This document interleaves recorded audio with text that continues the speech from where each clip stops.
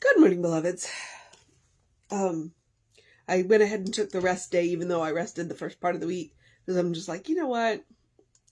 I need to kick this thing, so I should rest. So I did. If you need an extra rest day, you should take it. All right. September 22nd. Our title is Looking Ahead. Our author is Peggy Bassett, and this is from her recorded lesson at Huntington Beach Church of Religious Science in November of 1989. Reverend Jesse knew Peggy Bassett, so that's really cool. All right, looking ahead. What does your future look like? Whatever you're thinking right now, your state of awareness is shaping your future. Is it what you want it to be? Many of us will be repeating our past. To change our experiences, we must change our internal awareness of who we are. A prayer or an affirmation will not change the content of our consciousness. We must engage the power within ourselves to create this change. Our attitudes and expectations have a lot to do with making this change in our lives. We can acknowledge what happens to us as part of the unfoldment of who we are. Nothing that can happen to us is against us. Despite this fear, we are truly an extension of God, and we need to make this discovery and bring it forth. We have lived our lives from the surface level. There is no security in living on the surface of life. Security is found by turning within, communing, and staying in touch with our own inner voice, our inner power, and our inner creativity. That's the only place where we can make a difference in our future. We must focus on this inner search. We have a choice to live life as a battle to be fought, fearful and anxious with a lack of trust. This is not the kind of living that will bring us joy. Our own attitude is what gets in the way. Ernest Holmes said, "Have no fear of tomorrow. Refuse to carry the corpse of a mistaken yesterday into our future. There is no future to be afraid of." We are free to look at life in a new way, to see that the source of our life is within us. Our future is infinite with possibilities. We must claim our lives from the circumstances around us. Then we must regain our freedom to live life as we choose.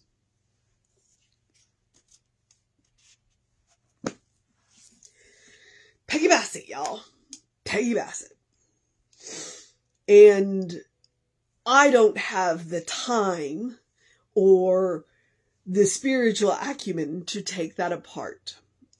That was absolutely beautiful. I commend Peggy Bassett to you. Jesse speaks of her very well. He clearly learned a lot from her. She's an incredible woman. And so anything that you can read about Peggy Bassett, I encourage you to. And you can probably go to the Science of Mind archives to look up more about her. The stories that he's told about her are really incredible. So I suggest you look into her. She is an incredible woman. And that was an incredible piece of reminding us that it's important to know who we are. And that change can take time, and that it's okay. And that we can use all of the tools, but we can't expect the tools to do the change if we're not willing to do the work. She's like, you can do all the affirmations you want, but if you're not willing to do the work that supports the affirmations, then they're not going to do it for you. So it's like pretty words if you're not willing to do the work. Like, she just kind of straight up calls us out. It's like, look, know who you are. Go to the source of your own being and know who you are. And then make the changes appropriate. She's not pulling any punches here. And, well, what does your future look like? Well, look around. If you're not making changes now, then what you are sitting in now is what your future is going to look like. All right? And if that doesn't rock you back on your heels, you're not paying attention. Okay? And I'm not saying that what you're living right now isn't amazing and, you want to continue it. But the fact is that you want to look around, and what you are living now, unless you make changes, is what you are going to be living in the future. If that doesn't rock you back on your heels, then you're not paying attention, okay? Whether what you're dealing with is good or bad, okay? The patterns are set around you. Now, what are you going to do to change those patterns, disrupt those patterns, enhance those patterns? Because I know some of y'all are out there living your best life and you want to keep living your best life. And I'm for that. And so what are you going to do to enhance those patterns? Just because it's good now doesn't mean it can't get better, Or if it's good and you want to then what are you doing to maintain those patterns? Occasionally we got to grease wheels or we slip off tracks. So, because she says many of us will be repeating our past.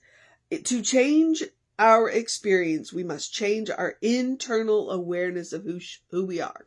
And that's what she said. That's all she said. We got to change our internal awareness of who we are. You want to know why I say every single day that you are a beloved child of God? Because it's the truth. But I also want you to take it in. I say it every day because I'm hoping that one day you'll believe it. I'll believe it. It's like that affirmation. So I say it every day, but then every day I go do the work to prove to myself that I'm a beloved child of God. What are you doing to prove to yourself that you are a beloved child of God? Okay? We must engage the power within ourselves to create this change. And our attitudes and expectations have a lot to do with making this change in our lives. Okay? Yeah. Who we are. And that's why I said, if you look around and and it doesn't rock you back on your heels, you're not paying attention. You're not paying attention. Let's see. Oh, and she just says we've lived our lives from a surface level. We've lived our lives from a surface level. Now, not everybody has lived our lives from a surface level. A number of us have had experiences that have made us dig deep. And we've gone, okay, you know what? There's more to this life than the material. What is it that I'm after? And so we have dug into the spiritual and we have done the work. Yeah, I live life on a surface level and I enjoy the surface level life, but I have had enough experiences to show me that there is this incredible depth of spiritual life that I can live to. It's kind of like that iceberg. The surface level is just a little bit of the iceberg that is showing up above the water. And some people never get below that. And some of us have stuck our head in the water and went, ooh, there's a lot down there. And we have taken some deep dives. Some people take a lot of deep dives. Some people don't take many. It is up to you how much of a life you want to live. But what Peggy is reminding us is there's more than just the surface level. And that the security of our life is not found in the surface. It's not found in the material. It is definitely found in the spiritual.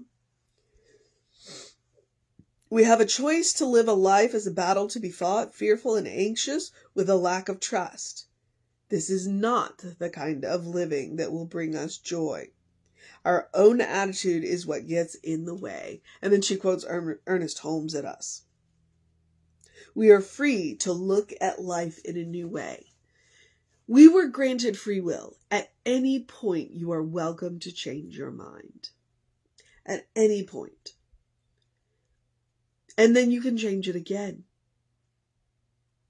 And you can continue to make little tweaks until you get the life you want. Or you can make radical shifts until you get the life that you want. What is it that you want? and adjust your attitudes accordingly. Attitudes and, attitudes. Our future is infinite with possibilities. We must reclaim our lives from the circumstances around us.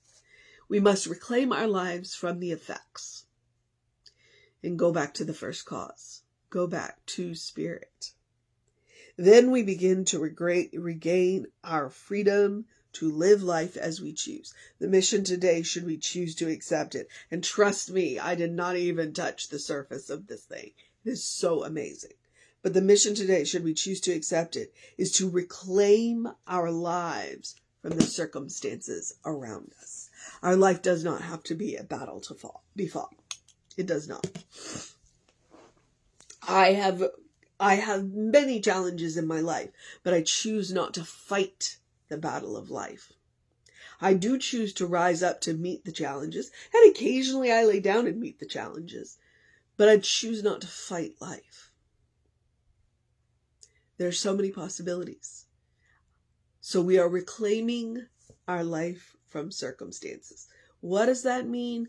I commend Peggy Bassett to you. I commend Science of Mind to you. I commend Divine Science to you. I commend Unity to you. I commend New Thought to you.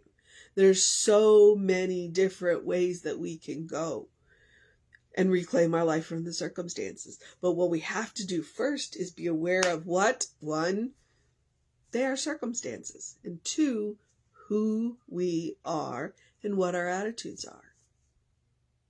When we know who we are, then we can change our attitudes. When we can change our attitudes, we can reclaim our life from circumstances. And then we can live life instead of fighting life. All right? That is the mission today, should we choose to accept it. The other mission is that I give you is the same mission I give you every day. It is the mission of self-care. If we are going to reclaim our life from circumstances, there is no better way to do it than to do something loving for ourselves, do something kind for ourselves, do something compassionate for ourselves.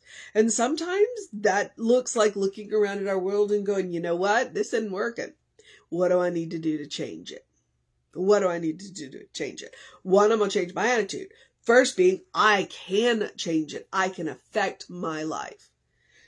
Sometimes the most loving, kind, and compassionate thing we can do is look around our lives and go, you know what? This ain't working. Now, what am I going to do about it? And occasionally we need to call people. You know, there's no shame in asking for help when your life's a hot mess.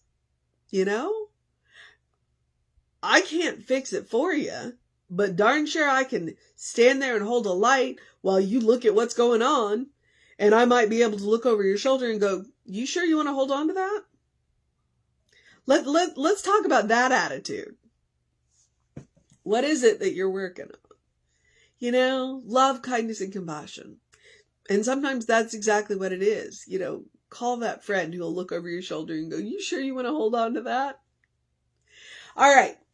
It also looks like saying no to things that really drain you. It looks like saying yes to things that push you a little out of your comfort zone.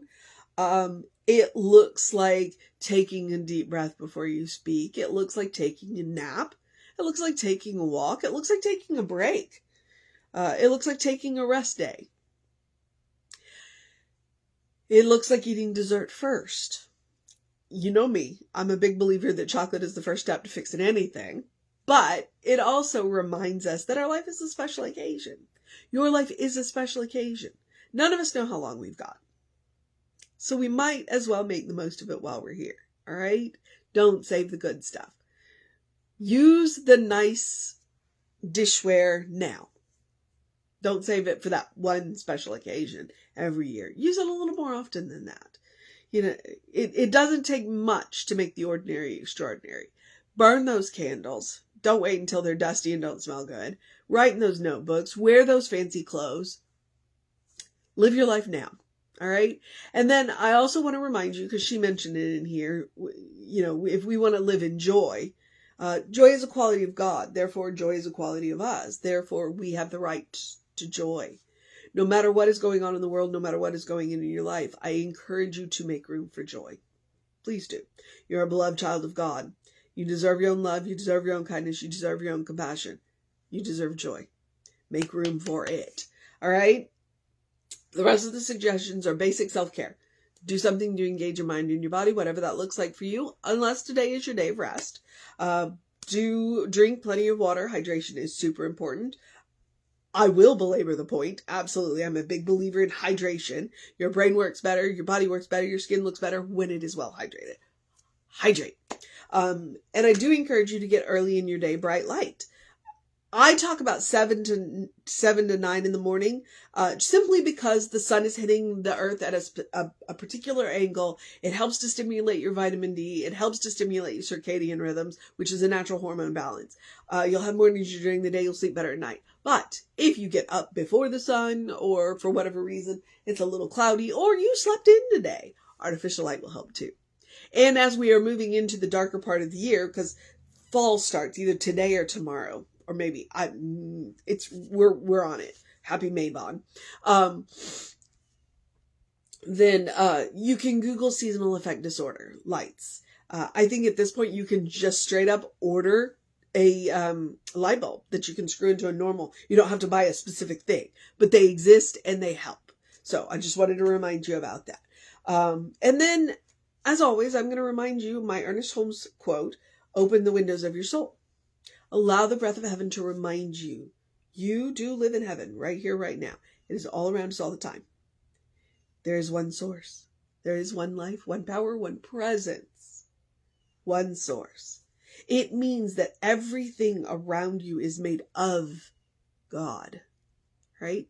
That should rock us back up on our heels. There is not the sacred and the profane. It is all sacred.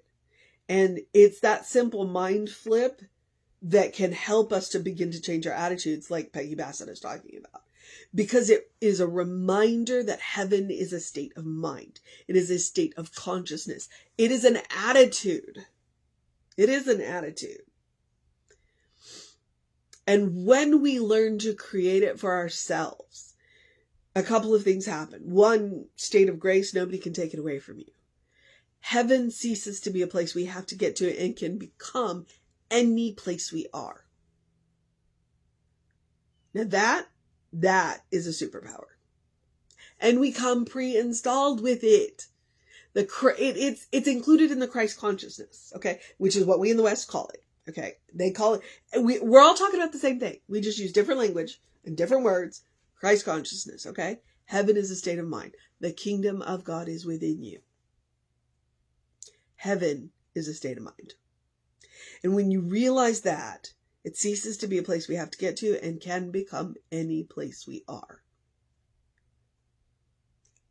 I will belabor the point. He's like, I'm not going to not. Yes, that is what I'm talking about.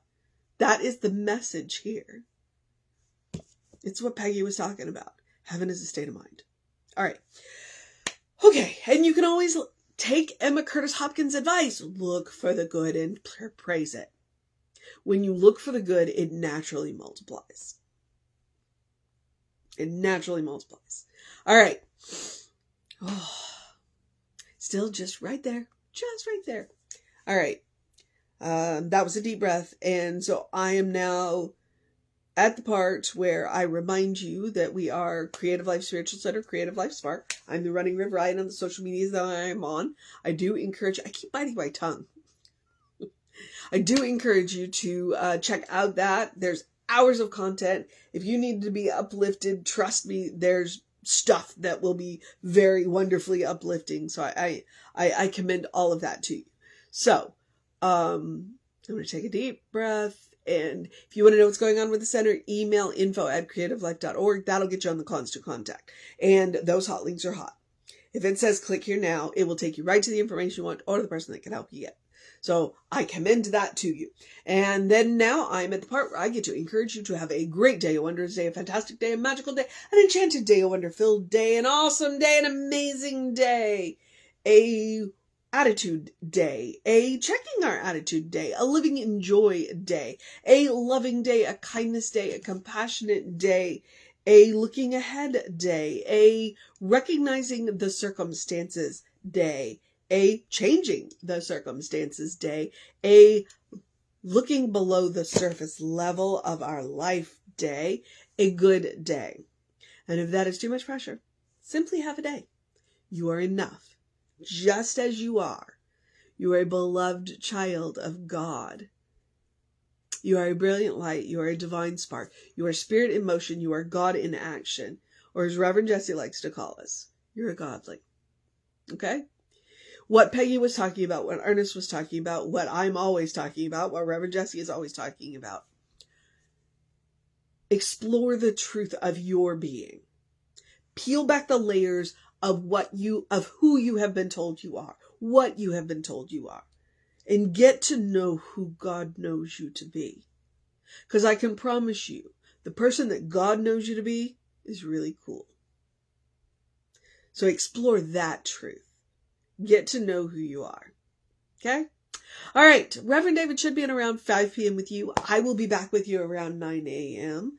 Take care of yourself. Know that you are loved. And I will see you next time.